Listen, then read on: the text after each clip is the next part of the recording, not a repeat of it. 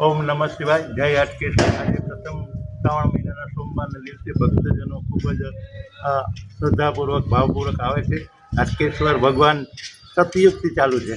જ્યારે બલિરાજાએ 3 પગલાં માગ્યા, આકાશ પાતાળ ને ત્રીજું પગલું ના માથા ઉપર મૂક્યું, ત્યારે ભગવાન શંકર ભગવાન વિષ્ણુ ભગવાનને પ્રસન્ન થયા ને પાતાળ લોકના ઈષ્ટદેવ તરીકે શ્રી હાટકેશ્વર ભગવાનની જ્યોતિર્લિંગ સ્વરૂપે પ્રગટ તે મૂર્તિ સ્વયંભૂ અહીંયા હાટકેશ્વર મંદિર જ છે ને વર્ષોથી જૂના છે.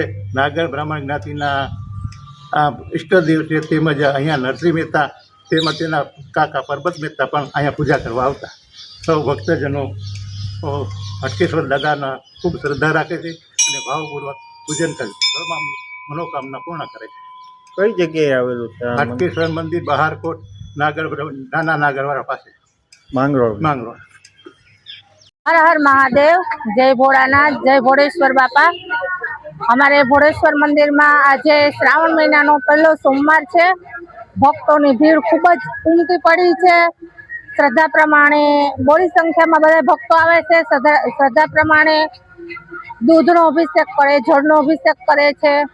फल फूल बिलीपत्र चढ़ावी भगवान भोलानाथ ने आराधना करे छे अने उमटी पड़े, खूब उमटी पड़े। हाँ, महाआरती होय छे अमारे सांजना 7 वागे, रातना 12 वागे, त्यारे पण खूब ज पब्लिक मोटी संख्या में आवे छे। हाँ, सोमवार पण छे। हाँ, नागपांचम ने दिवसे बेनो बधाय ठंडू रांधीने खाय, एकटाणा करे छे अने नागबापा ने आराधना करवा जाय। दूध, नागला, कूलर लई अने नागलीए जाय छे। ત્યાં ભગવાન પાસે નાગ દેવતા પાસે પ્રાર્થના કરે છે એના બાળકોની ને